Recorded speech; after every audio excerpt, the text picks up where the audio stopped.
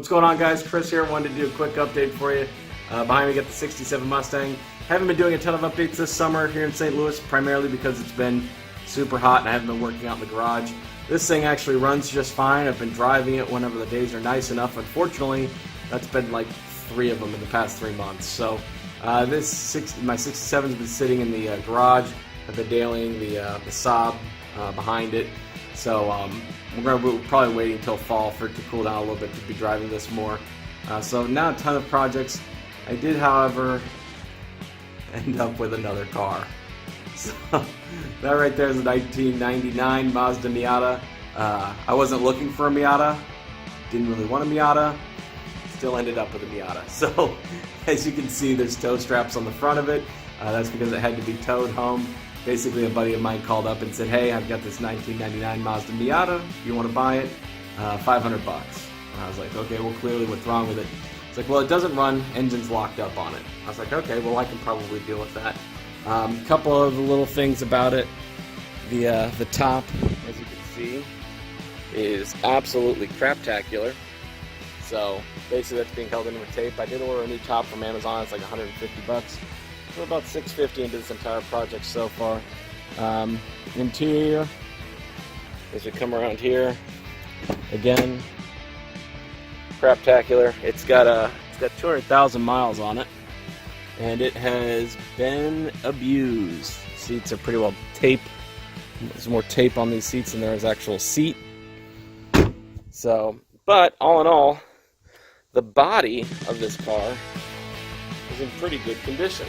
So I thought to myself, well, I could probably fix that motor. What I was going to do is I was going to take, basically it was locked up. So I knew that the motor wasn't, I was going to have to probably do a rebuild. But so I took the motor oil that I still had from the break-in on this car, which means it had 50 miles on it, and the filter got all the shavings and everything out of it from the break-in for the bearings and stuff. So the motor oil, I was like, well, I'll just pour the 7 quarts of this into the Miata, rock it back and forth, let it soak up a little bit, see if we can loosen that thing up, or I just need a bottom end rebuild.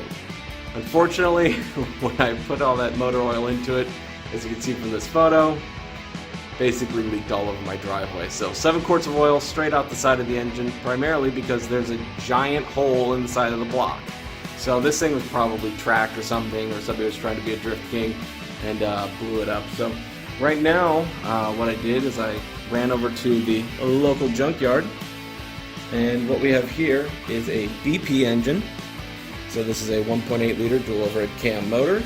It is out of a Protege, which is the basically same bottom end. It's got basically a 96 to 98 head on it for Miata. I'm going to be upgrading that hopefully with the head that's still in there, assuming that it's going to be okay. But pretty much what I'm going to do is I'm going to be rebuilding this. So originally I had thought maybe I was going to do an LS swap. It seems to be a pretty popular thing. LS engines are really easy to put into a lot of things. In fact, over here underneath this tarp, you guys may have seen some of the E30 videos we've done in the past. That was originally going to be a Saab motor that goes into that.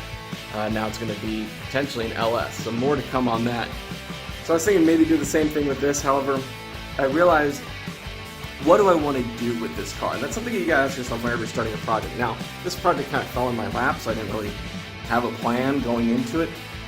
First thought was, put a V8 into it. That'll be fun, right? So, but doing some research, I think that might actually end up ruining a little bit the balance of the car and sort of what the purpose of that car is.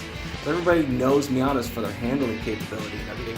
So I'm thinking potentially keeping this 4-cylinder, maybe turboing it, I don't know, maybe turning it into a daily driver, still playing around with that. For the meantime though, if I want, go rumbling around with V8 noises, I've got the 67 right here, which gets more looks than anything else.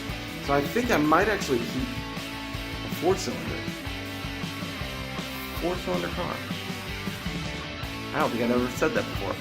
But I think I'm going to actually keep a 4-cylinder car. We're going to go ahead and get it up and running. We've got a couple of things that we need to do today though.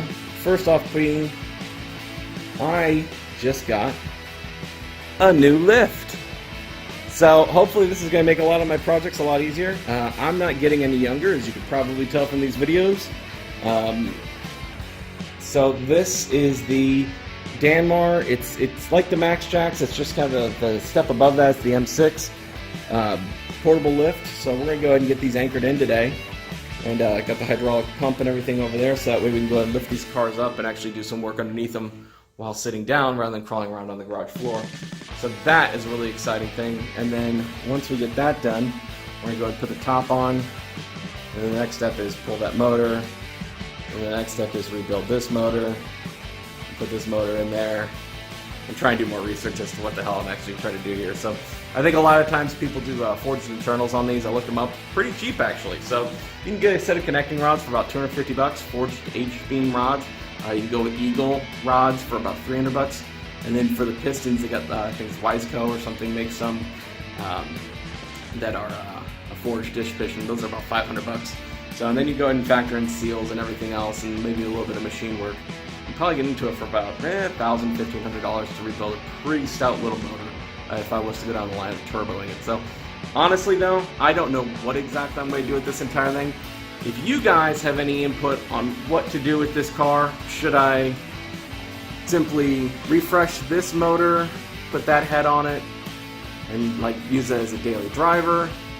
Or should I do that and save up for an LS swap? I mean, is an LS swap really worth it? Or should I forge the internals on this one and make it a turbo car?